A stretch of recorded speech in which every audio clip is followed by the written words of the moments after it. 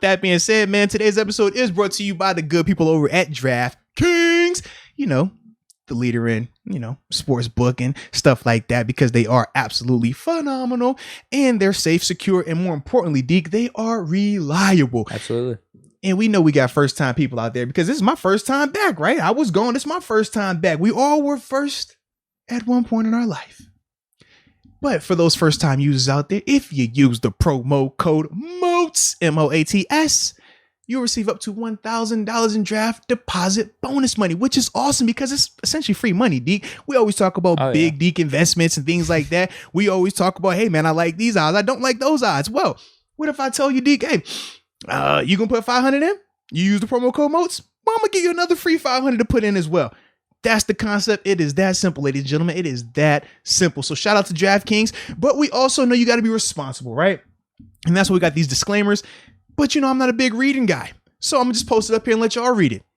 But what they say in church is, if you know somebody that needs some help, you better call 1-800-GAMBLER. Wow, yeah. If you got a gambling problem, whoa, better call that number 1-800-GAMBLER. Yeah.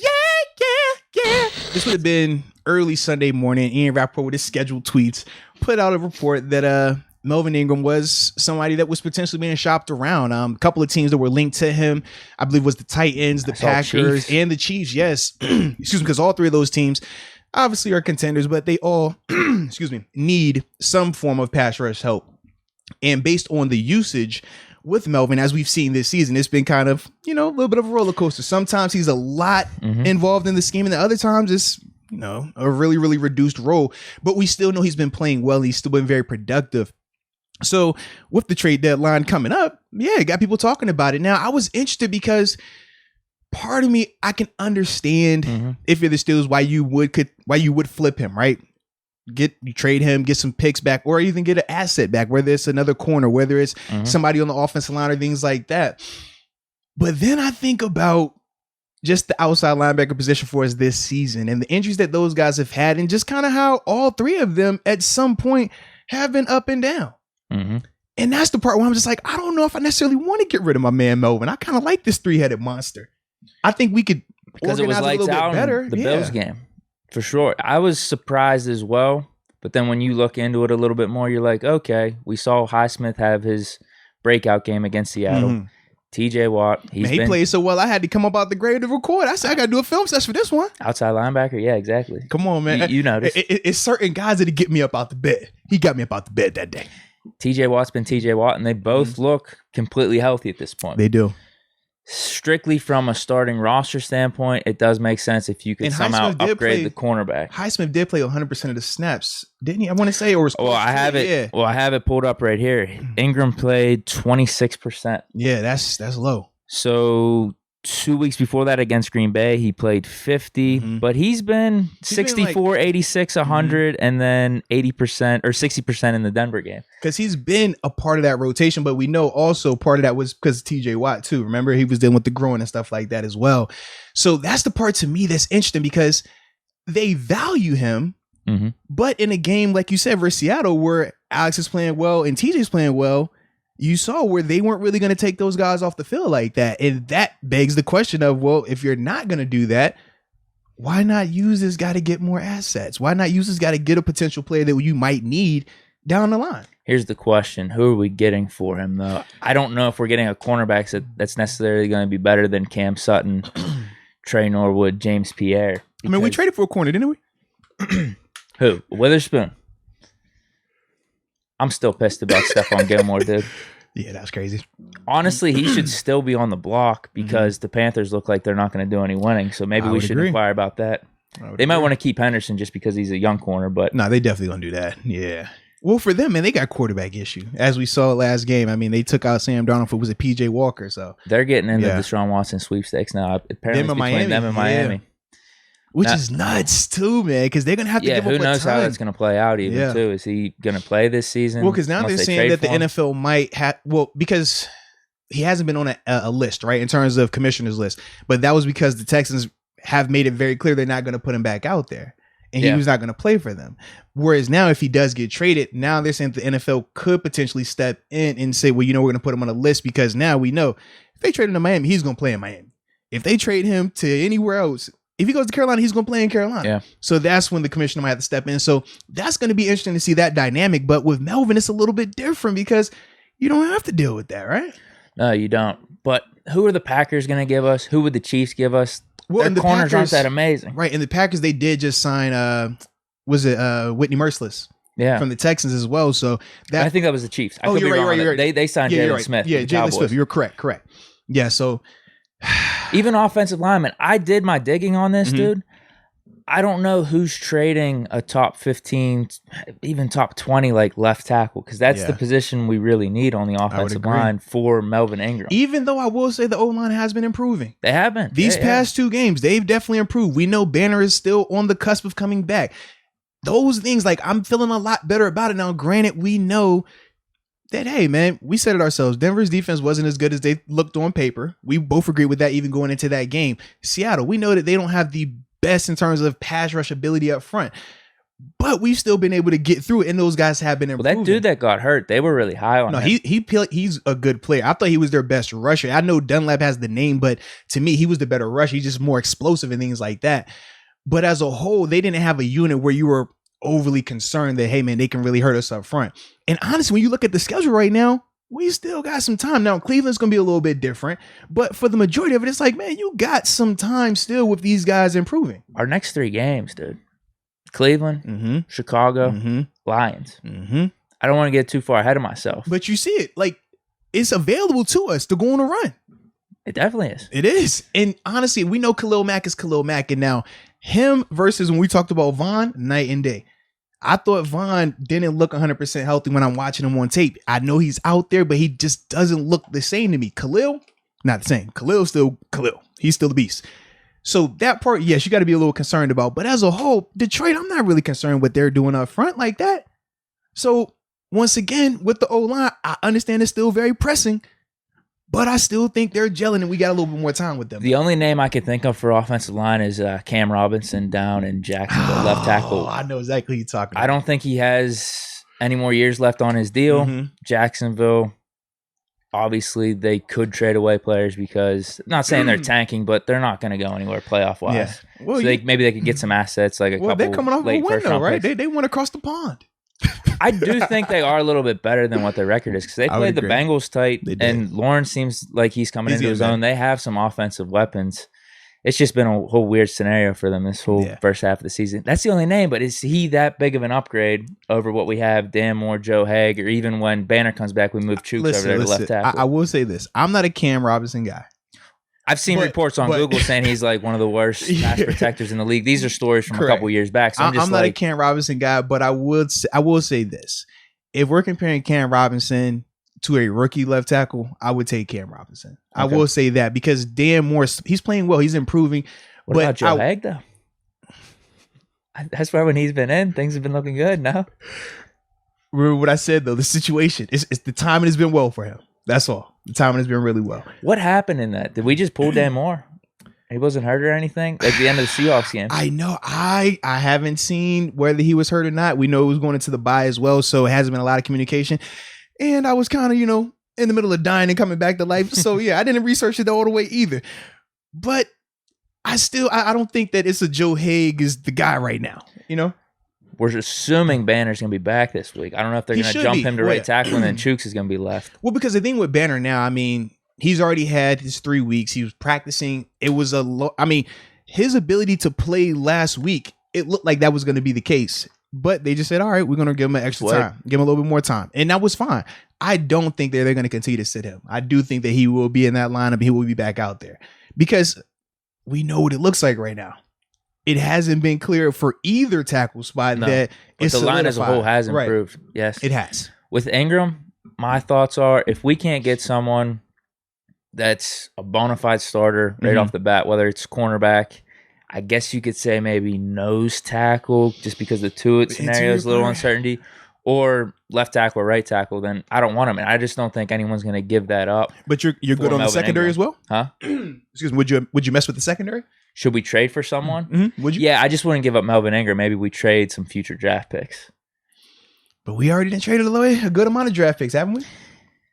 No, true. I don't know what people are taking, though. Are they taking maybe starting to take 2023 picks now? Well, and they're also saying that with Joe Haig, the more he plays, we're going to probably lose a comp pick as well.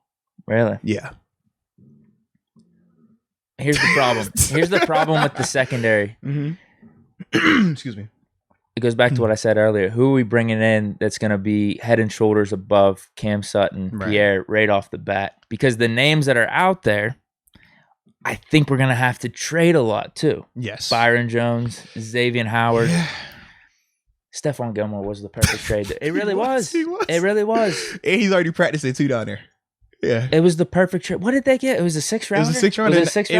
It wasn't this year. It was next, like, it was either next year or the year after that. Yeah. No more years on his contract, so we wouldn't have to worry about that. It was a 1-year rental. Exactly what we needed. It would have been perfect. Yeah. It would have been perfect. So the names that I'm running through, Xavier Howard, Byron Jones, Vernon Hargreaves out in Texas. Vernon Hargreaves, yeah. Is he that much better than Cam Sutton or Pierre? I've seen him get burned before.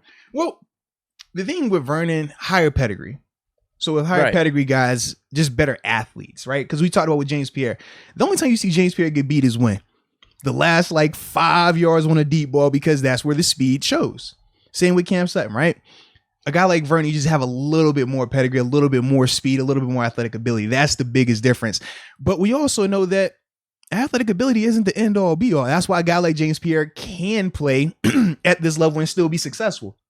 So when I think of that, I like Vernon just because it's intriguing, but what I would have to give up for him, that's the part where I'm like, I don't want to give up a lot for a guy like that personally. Yeah. And how long until he's actually getting quality starting minutes? Because we still got Carl Joseph, who hasn't even scratched it yet. Sure. And he's been here for a while now. Sure. So the two names are Xavier Howard, Byron Jones. Mm-hmm.